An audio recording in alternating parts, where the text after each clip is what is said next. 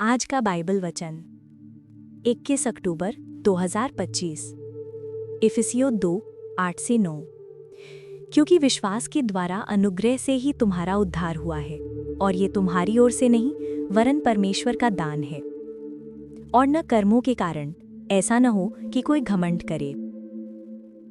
हे स्वर्गीय पिता, मैं आज तेरे सामने झुकता हूँ, तेरे अनुग्रह के सिंहासन के पास आता हूँ। हे प्रभु, तेरे वचन ने मुझे याद दिला रहा है कि मैं अपने कर्मों से नहीं बल्कि तेरे अनुग्रह से उद्धार पाया हूँ। मुझे याद दिला दे हे प्रभु कि मैं कुछ भी ऐसा नहीं कर सकता जो मुझे तेरी कृपा का अधिकारी बनाए। ये केवल तेरी दया और तेरे प्रेम का फल है।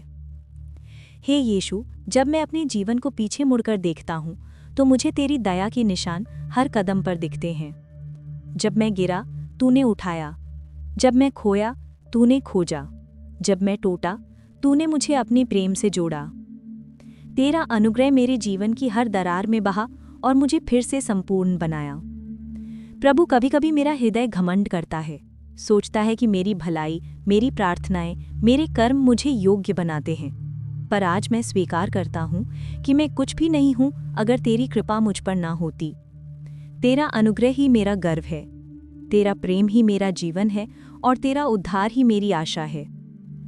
हे प्रभु, मुझे सिखा कि मैं हर दिन तेरे अनुग्रह पर निर्भर रहूं। जब मैं थक जाऊं, तेरी शक्ति मुझे संभाले।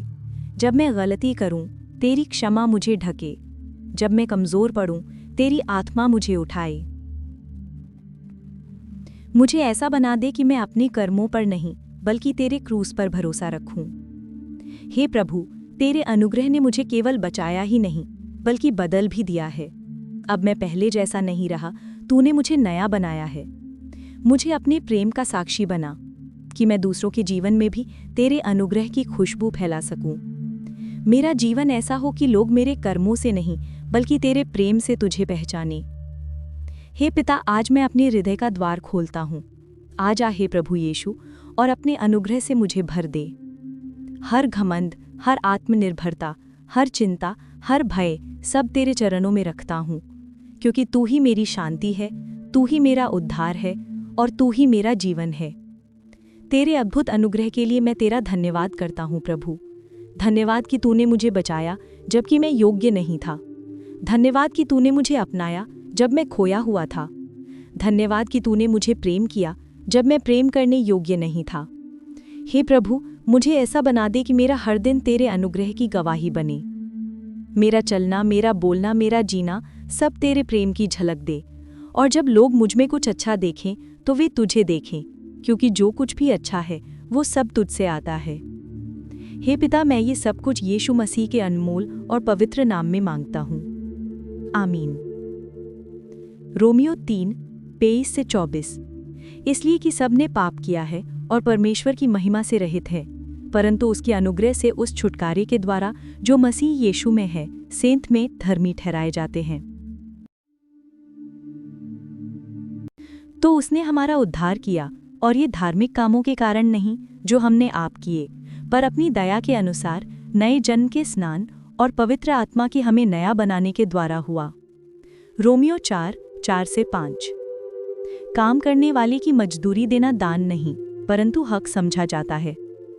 परंतु जो काम नहीं करता वरन भक्तिहीन के धर्मी ठहराने वाले पर विश्वास करता है, उसका विश्वास उसके लिए धार्मिकता गिना जाता है।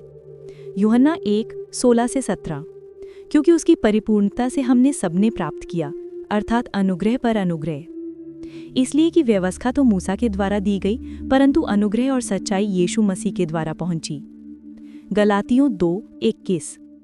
मैं परमेश्वर के अनुग्रह को व्यर्थ नहीं ठहराता, क्योंकि यदि व्यवस्था के द्वारा धार्मिकता होती तो मसीह का मरना व्यर्थ होता। रोमियो 11:6। यदि यह अनुग्रह से हुआ है तो फिर कर्मों से नहीं तो अनुग्रह फिर अनुग्रह नहीं रहा। भजन संहिता 103:8-10। यहोवा दयालु और अनुग्रहकारी, विलंब से कोप करने वाला और अति करुणामय है। वो सर्वदा वाद विवाद करता नहीं रहेगा, न उसका क्रोध सदा के लिए भड़का रहेगा। उसने हमारे पापों के अनुसार हमसे व्यवहार नहीं किया और न हमारे अधर्म के कामों के अनुसार हमको बदला दिया है। 2 तीमुथियुस 1:9। जिसने हमारा उद्धार किया और पवित्र बुलाहट से बुलाया और ये हमारे कामों के अनुसार नहीं, पर अपनी मनसा और उस अनुग्रह के अनुसार है जो मसीह यीशु में अनादिकाल से हम पर हुआ है। आमीन।